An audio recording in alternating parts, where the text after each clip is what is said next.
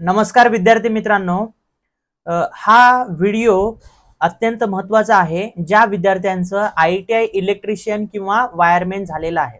तुम्हाला माहितच आहे सध्या महाराष्ट्रामध्ये महावितरण, महापारेषण आणि महानिर्मितीच्या जागा निघालेल्या आहेत आणि त्याच्या एक्झाम लवकरच होणार आहेत. तर विद्यार्थी मित्रांनो, आपल्या या YouTube चॅनलवरती ITI इलेक्ट्रिशियन आणि वायरमॅन साठी MCQ असतील किंवा थेअरीचे लेक्चर्स असतील असे बरेच व्हिडिओ आपण YouTube चॅनलवरती अपलोड केलेले आहेत. आजपासून आपण एक YouTube वरतीच नवीन टॉपिक स्टार्ट करणार आहोत. त्या टॉपिकचं नाव आहे अल्टरनेटर.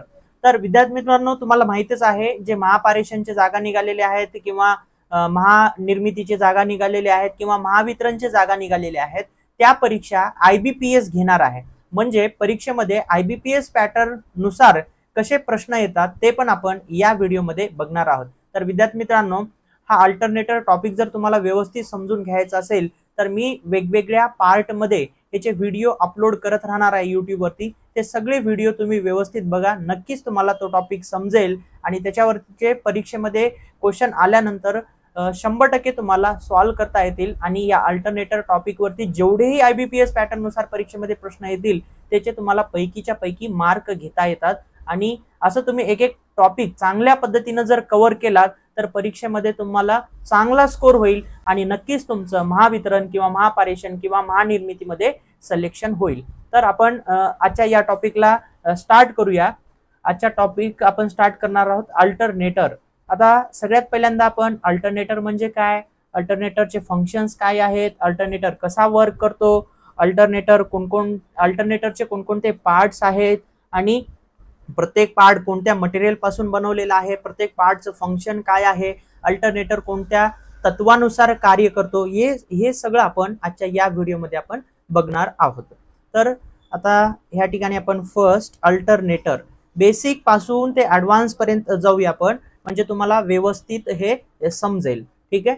तर अल्टरनेटर ठीक आहे. आता इंग्लिश आणि मराठी दोन्ही लँग्वेज मध्ये इथं मी तुम्हाला शिकवणार आहे अल्टरनेटर, जेणेकरून तुम्हाला ह्या तिन्ही परीक्षेला याचा तुम्हाला फायदा व्हायला पाहिजे या टॉपिकचा. आणि जे सेंट्रल गव्हर्नमेंटचे एक्झाम आहेत, ठीक आहे, रेल्वे असेल, DRDO असेल किंवा अजून कुठल्या सेंट्रल गव्हर्नमेंटची परीक्षा असेल त्या परीक्षेमध्ये सुद्धा या टॉपिकचा तुम्हाला फायदा होणार आहे. ठीक आहे. आता अल्टरनेटर म्हणजे काय, ठीक आहे, अल्टरनेटर आपण कशाला म्हणतो तर अल्टरनेटरनी आपल्याला, हा जो अल्टरनेटर आहे ह्या अल्टरनेटरनी आपल्याला इलेक्ट्रिसिटी जनरेट करता येते. ठीक आहे. तर इलेक्ट्रिसिटी कुठे जनरेट करतो आपण, इलेक्ट्रिसिटी पॉवर प्लांट मध्ये जनरेट करतो. कुठे जनरेट करतो, पॉवर प्लांट मध्ये. ठीक आहे. आता हे कोणकोणते पॉवर प्लांट आहेत, थर्मल पॉवर प्लांट आहे, न्यूक्लिअर पॉवर प्लांट आहे, हायड्रो पॉवर प्लांट आहे. ठीक आहे. हे सगळे पॉवर प्लांट आहेत आणि ह्या पॉवर प्लांट मध्ये आपण अल्टरनेटर यूज करतो. ठीक आहे. अल्टरनेटरलाच ऑर मध्ये आपण जनरेटर सुद्धा म्हणतो. ठीक आहे. काय म्हणतो, जनरेटर. ठीक आहे. जो इलेक्ट्रिसिटी जनरेट करतो, जो इलेक्ट्रिसिटी तयार करतो त्याला आपण जनरेटर किंवा अल्टरनेटर म्हणू शकतो. ठीक आहे. मग या अल्टरनेटर, आता तुम्हाला लक्षात आलं अल्टरनेटर आपण कुठे यूज करतो. आता सगळ्यात महत्वाचं म्हणजे अल्टरनेटरची रेटिंग कशामध्ये असते, तर लक्षात ठेवा अल्टरनेटरची रेटिंग हे KVA मध्ये असते. ठीक आहे. तर KVA मध्ये अजून एका इक्विपमेंटची रेटिंग असते, तो म्हणजे आहे ट्रान्सफॉर्मर. ठीक आहे. या ट्रान्सफॉर्मरची सुद्धा रेटिंग हे कशामध्ये असते, KVA मध्ये असते. ठीक आहे. आता काही विद्यार्थ्यांना प्रश्न पडला असेल, सर KVA म्हणजे काय, किलो व्होल्ट एम्पियर. बघा, तुम्हाला IBPS पॅटर्न नुसार KVA चा परीक्षेमध्ये फुल फॉर्म विचारल्या जाते, तर ते तुम्हाला लक्षात ठेवायचं आहे. KVA चा फॉर्म काय, फुल फॉर्म काय आहे, किलो व्होल्ट एम्पियर. ठीक आहे. किलो व्होल्ट एम्पियर लक्षात ठेवा. त्यानंतर तुम्हाला हा एक प्रश्न येऊ शकतो, किंवा अल्टरनेटर किंवा जनरेटर कुठे यूज केला जातो, हा सुद्धा तुम्हाला बेसिक IBPS पॅटर्न नुसार परीक्षेमध्ये प्रश्न येऊ शकतो. तर हे पॉवर प्लांट मध्ये अल्टरनेटर आपण यूज करतो, वापरतो. कशासाठी वापरतो, तर इलेक्ट्रिसिटी जनरेट करण्यासाठी. ठीक आहे. अजून एक तुम्हाला बेसिक प्रश्न येऊ शकतो, अल्टरनेटरनी कोणत्या टाईपची इलेक्ट्रिसिटी आपण जनरेट करतो. आणि तुम्हाला ऑप्शन दिले जातात AC, DC, पल्सेंटिंग DC, ठीक आहे, all of these, none of these असे ऑप्शन तुम्हाला दिलेले असतात. तर अल्टरनेटरना आपण कोणती इलेक्ट्रिसिटी जनरेट करू शकतो? एसी.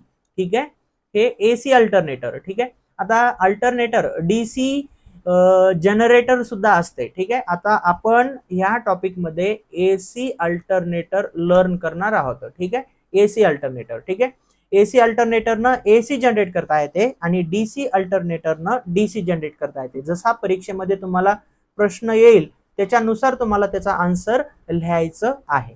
ठीक आहे, आता नेक्स्ट बघूया आपण अल्टरनेटरला इनपुट काय देतो आपण आणि अल्टरनेटरचा आउटपुट काय असतो. ठीक आहे, बघा आता या ठिकाणी मी एक सेंटरला आपण एक बॉक्स ड्रॉ करून घेऊया आणि त्याला हा बॉक्स म्हणजे काय आहे? अल्टरनेटर आहे. ठीक आहे, ए नाव लिहिलं मी. ठीक आहे, मग तुम्हाला परीक्षेमध्ये आयबीपीएस पॅटर्न नुसार जर प्रश्न आला अल्टरनेटरचा इनपुट काय असतो आणि अल्टरनेटरचा आउटपुट काय असतो. ठीक आहे, तर इनपुट आपण अल्टरनेटरला मेकॅनिकल एनर्जी देतो. ठीक आहे, अल्टरनेटरचं इनपुट काय आहे? Mechanical energy. मग अल्टरनेटर काय करतो? That mechanical energy is converted into electrical energy. म्हणजे अल्टरनेटर हा मेकॅनिकल एनर्जीचं कन्व्हर्जन कशामध्ये करतो?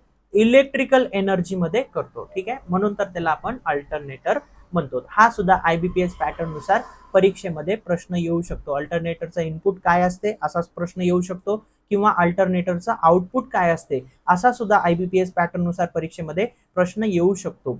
किंवा अल्टरनेटर कोणत्या एनर्जीचं कन्व्हर्जन कोणत्या एनर्जी मध्ये करतो? तर तुम्हाला हे लक्षात ठेवायचं आहे, मेकॅनिकल एनर्जीचं कन्व्हर्जन इलेक्ट्रिकल एनर्जी मध्ये तो करतो. ठीक आहे, तर हा झाला अल्टरनेटर. ठीक आहे, मग आता नेक्स्ट आपण बघूया अल्टरनेटर च कन्स्ट्रक्शन म्हणजे अल्टरनेटर हा कसा असतो. ठीक आहे, आता मी तुम्हाला ह्या ठिकाणी बघा अल्टरनेटरचे एक जनरल डायग्राम ड्रॉ करून दाखवतो. ठीक आहे, ज्या विद्यार्थ्यांनी मोटर स्टडी केलेला आहे, ठीक आहे, मोटरवरचे युट्यूब वरती मी व्हिडिओ अपलोड केलेले आहेत, त्याचे टाइप्स वगैरे डिटेल मध्ये आहेत. ते ज्या विद्यार्थ्यांनी ते व्हिडिओ बघितलेले नाहीत पहिल्यांदा ते व्हिडिओ तुम्ही बघून घ्या म्हणजे तुम्हाला हे अल्टरनेटर व्यवस्थित समजेल. ठीक आहे, तर हा आहे समजा अल्टरनेटर. ठीक आहे, अल्टरनेटरचा हा आउटर पार्ट आहे. बघा कोणतीही मोटर किंवा जनरेटर किंवा अल्टरनेटर म्हणला तर त्याला मेन दोन पार्ट असतात. ठीक आहे, मेन दोन पार्ट्स. ठीक आहे, मेन दोन पार्ट्स. एक आउटर पार्ट त्याला आपण म्हणतो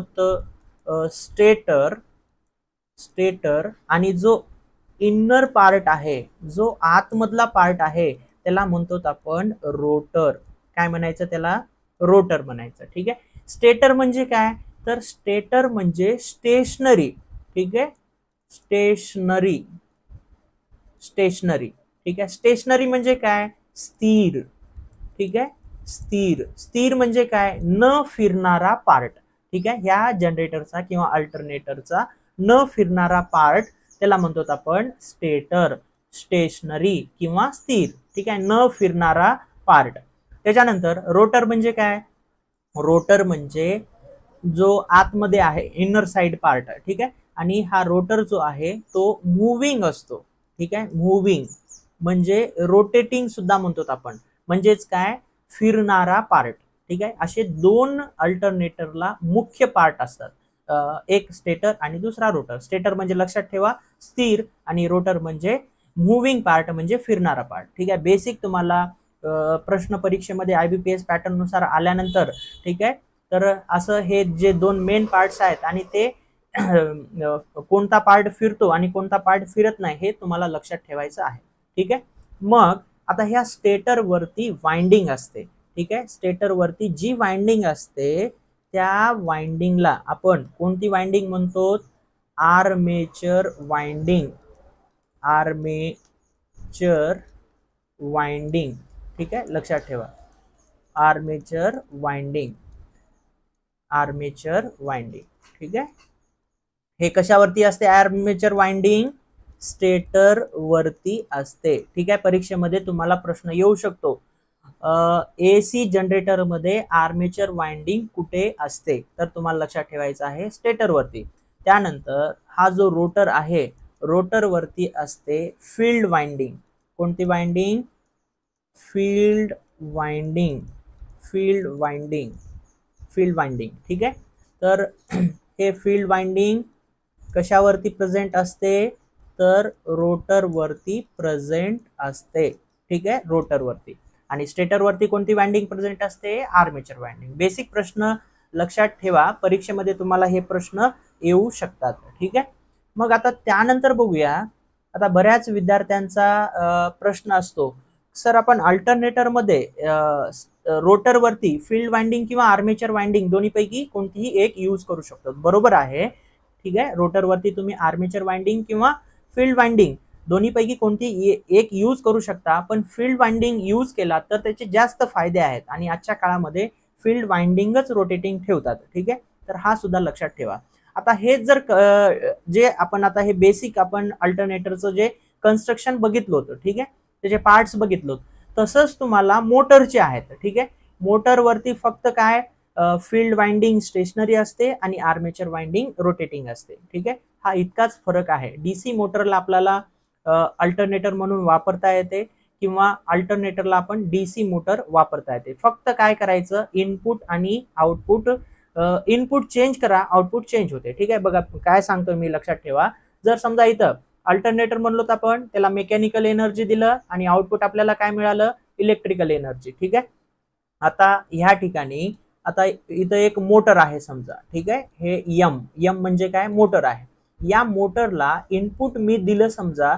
मोटरला इनपुट काय द्यावं लागतं रे बाळांनो, ज्यांना येत असेल त्यांनी कमेंट बॉक्स मध्ये सांगू शकता.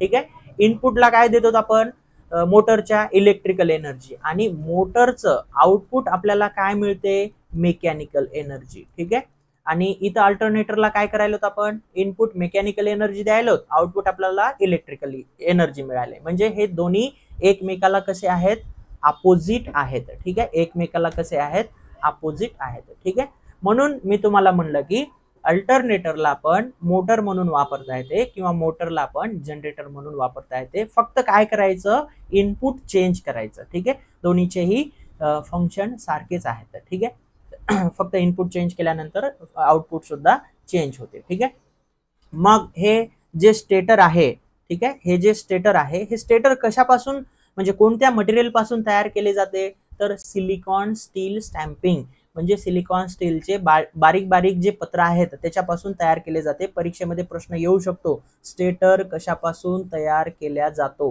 ठीक आहे, लक्षात ठेवा. ठीक आहे, सिलिकॉन स्टील स्टॅम्पिंग पासून. आणि रोटर सुद्धा हे त्याच मटेरियल पासून, कारण की हे मॅग्नेटिक मटेरियल आहे, याच्यामधून फ्लक्स पास होते. ठीक आहे, म्हणून रोटर सुद्धा त्याच मटेरियल पासून आपण तयार करतो. आणि स्टेटर आणि रोटर मध्ये गॅप असतो आणि सेंटरला इथं शाफ्ट असतो. ठीक आहे, मग त्या शाफ्ट वरती आता इथं स्लिप रिंग्स वगैरे असतात. ठीक आहे, तर हे झालं अल्टरनेटर. ठीक आहे, आता बेसिक बघितलं. आता त्याच्यानंतर आपण ह्या अल्टरनेटरचं अजून एक मेन दोन पार्ट्स आहेत, ते आहे एक्साइटर आणि प्राइम मूव्हर. ठीक आहे, एक्साइटर, तर एक्साइटरचं काय फंक्शन आहे, एक्साइटर. ठीक आहे, आणि प्राइम मूव्हर, प्राइम मूव्हर. ठीक आहे, एक्साइटर, एक्साइटर. ठीक आहे, आणि हे प्राइम मूव्हर. ठीक आहे, प्राइम मूव्हर. ह्या एक्साइटरचं काम काय आहे बघा, एक्साइटरचं अल्टरनेटर मध्ये काय काम आहे, काय फंक्शन आहे, हे तुम्हाला परीक्षेमध्ये IBPS पॅटर्न नुसार याच्यावरती प्रश्न येऊ शकतो. लक्ष द्या सगळ्यांनी इकडं. एक्साइटर, एक्साइटर म्हणजे काय, जे आपण डीसी सप्लाय आपण कशाला देतो, अल्टरनेटरला, फॉर एक्साइटेशन. ठीक आहे, सुरुवातीला आपल्याला एक्साइटर यूज करावा लागतो आणि एक्साइटरने आपल्याला डीसी सप्लाय आपण अल्टरनेटरला देतो. ठीक आहे, त्याच्यामुळे जास्त इलेक्ट्रिसिटी आपल्याला जनरेट करता येते, म्हणजे जास्त त्याच्यामध्ये फ्लक्स वगैरे तयार होते, म्हणून आपल्याला ते एक्साइटेशनची गरज आहे. मग हे किती वोल्ट देतो आपण बघा, हे जे आहे ते 110 वोल्ट ते 250 वोल्ट पर्यंत आपण हे व्होल्टेज एक्साइटेशन थ्रू देतो. ठीक आहे, लक्षात ठेवा, परीक्षेमध्ये तुम्हाला प्रश्न येऊ शकतो, एक्साइटरनी आपण किती डीसी वोल्ट अल्टरनेटरला देतो. तर ही रेंज लक्षात ठेवा, याच्यामधली कुठली व्हॅल्यू जर आली तर ते करेक्ट आहे. ठीक आहे, तर हे झालं एक्सायटरचं, ठीक आहे. मग त्याच्यानंतर हे एक्सायटर म्हणून आपण कोणती मोटर वापरतो, ठीक आहे. तर हे एक्सायटर म्हणून आपण डीसी मोटर आपण यूज करतो, ठीक आहे. डीसी शंट मोटर किंवा कंपाऊंड मोटर यूज केल्या जाते, असा सुद्धा प्रश्न येतो. एक्सायटर साठी आपण कोणती मोटर यूज करतो. आणि जो एक्सायटर आहे हा एक्सायटर अल्टरनेटरच्या शाफ्ट वरती कनेक्ट केलेला असतो. कुठे असतो? शाफ्ट वरती, ठीक आहे. शाफ्ट वरती म्हणजे जो सेंटरचा रॉड आहे त्या रॉडला कनेक्ट केलेला असतो. अल्टरनेटरचा रोटर रोटेट झाला म्हणजे हा एक्सायटर म्हणजेच हे डीसी मोटर सुद्धा काय होते? रोटेट होते, ठीक आहे. डीसी मोटर रोटेट झाली म्हणजे डीसी जनरेट होते आणि जे काही जनरेट झालेलं आहे व्होल्टेज तेच आपण अल्टरनेटरला देतो, ठीक आहे. याच शाफ्टला म्हणजे प्राइम मूव्हर जो आहे बघा, तुम्हाला डायग्राम ड्रॉ करून दाखवतो एक, म्हणजे तुम्हाला एक्झॅक्ट लक्षात येते पोझिशन. समजा हे काय आहे? प्राइम मूव्हर, ठीक आहे. मला सांगा अल्टरनेटरला रोटेट करण्यासाठी आपल्याला प्राइम मूव्हर लागतो, ठीक आहे. Prime mover. त्याच्यानंतर हा समजा अल्टरनेटर आहे, ठीक आहे. त्याच्यानंतर हा काय आहे? एक्सायटर, म्हणजेच इथं डीसी मोटर वगैरे यूज केल्या जाते. म्हणजे हा असतो शाफ्ट, ठीक आहे. सेंटरचा पार्ट हा शाफ्ट. हे आहे प्राइम मूव्हर, ठीक आहे. पीएम म्हणूया, प्राइम मूव्हर. आणि हे काय आहे? अल्टरनेटर किंवा जनरेटर. आणि हा आहे एक्सायटर, ठीक आहे. एक्सायटर, ठीक आहे. हे तिन्ही एकाच शाफ्ट वरती असतात. प्राइम मूव्हर नी आपण ह्या अल्टरनेटरला रोटेट करतो आणि अल्टरनेटर रोटेट झाला म्हणजे हा जनरेटर रोटेट होतो, ठीक आहे. मग आपल्याला जनरेटरनं जे काही इलेक्ट्रिसिटी जनरेट होते, डीसी जनरेट होते इथं, आणि तेच डीसी आपण एक्सायटेशन पर्पज साठी अल्टरनेटरच्या रोटरला देतो, ठीक आहे. तर हा आहे कन्सेप्ट. याच्यावरती सुद्धा ही बेसिक डायग्राम तुमच्या लक्षात असू द्या. याच्यावरती सुद्धा IBPS पॅटर्न नुसार परीक्षेमध्ये प्रश्न येतो. बरेच विद्यार्थी काय करत आहेत? फक्त MCQ, ठीक आहे, MCQ सॉल्व्ह करत आहेत. मल्टिपल चॉईस क्वेश्चन, त्याला ऑब्जेक्टिव्ह टाइप क्वेश्चन सुद्धा म्हणतो, आणि त्याचे ऑप्शन्स लक्षात ठेवत आहेत आणि त्याचं आन्सर कोणतं आहे हे लक्षात ठेवत आहेत. या पद्धतीनं जर गेलात बाळांनो तुम्ही, तर तुमची एक्झाम क्रॅक होणार नाही किंवा तुमचं सिलेक्शन होणार नाही, ठीक आहे. किंवा कमी चान्सेस असतील. का? कारण की जशाच तसे परीक्षेमध्ये प्रश्न येत नाहीत. तुम्ही आतापर्यंतचे जे विद्यार्थ्यांनी परीक्षा दिलेली आहे त्यांना विचारून बघा, तुमच्या बेसिक कन्सेप्ट वरती परीक्षेमध्ये प्रश्न येतात. तुमचे जेवढे कन्सेप्ट जास्त क्लिअर असतील तेवढं जास्त तुमचं स्कोर होण्याचे चान्सेस आहेत आणि तुमचं सिलेक्शन होण्याचे चान्सेस आहेत. आणि तुम्ही जर फक्त MCQ थ्रू गेलात तर हे जरा कमी पॉसिबिलिटी आहे, ठीक आहे. त्याच्यामुळं व्यवस्थित अभ्यास करा, थेअरीचा अभ्यास करा, मग MCQ सॉल्व्ह करा. थेअरी अभ्यास केलात तर तुमचे कन्सेप्ट क्लिअर होतात, ठीक आहे. आणि हे कन्सेप्टच परीक्षेसाठी अतिशय महत्वाचे आहेत, ठीक आहे. तर हा कन्सेप्ट तुम्हाला समजला. नेक्स्ट आता प्राइम मूव्हर, ठीक आहे. प्राइम मूव्हर म्हणजे या प्राइम मूव्हरनं आपल्याला काय मिळते? मेकॅनिकल एनर्जी मिळते, ठीक आहे. आता प्राइम मूव्हर आपण वेगवेगळे टर्बाइन्स वगैरे यूज करू शकतो, ठीक आहे. वेगवेगळे टर्बाइन्स वगैरे यूज करू शकतो. ते टर्बाइन रोटेट करून किंवा इथं डिझेल इंजिन सुद्धा आपण यूज करू शकतो, किंवा IC इंजिन सुद्धा आपण यूज करू शकतो. तर हे रोटेट करून आपल्याला मेकॅनिकल एनर्जी मिळते. मेकॅनिकल एनर्जी आपण अल्टरनेटरला देतो आणि त्या अल्टरनेटरनं आपल्याला इलेक्ट्रिकल एनर्जी मिळते, ठीक आहे. तर हे बेसिक पार्ट्स आहेत अल्टरनेटरचे, आणि त्या पार्ट्सचे फंक्शन्स आपण या व्हिडिओमध्ये आपण बघितलेले आहेत, ठीक आहे. तर विद्यार्थी मित्रांनो, ह्याचा पुढचा पार्ट आपल्याला पुढच्या व्हिडिओमध्ये मी घेणार आहे. तर ज्या विद्यार्थ्यांना हा व्हिडिओ आवडला असेल त्यांनी नक्की या व्हिडिओला लाईक करा, आणि या व्हिडिओची लिंक तुमच्या मॅक्झिमम ITIच्या मित्रांना व्हिडिओची लिंक शेअर करा. आणि या यूट्यूब चॅनलला जर सबस्क्राईब केलं नसेल तर लगेच सबस्क्राईब करून ठेवा.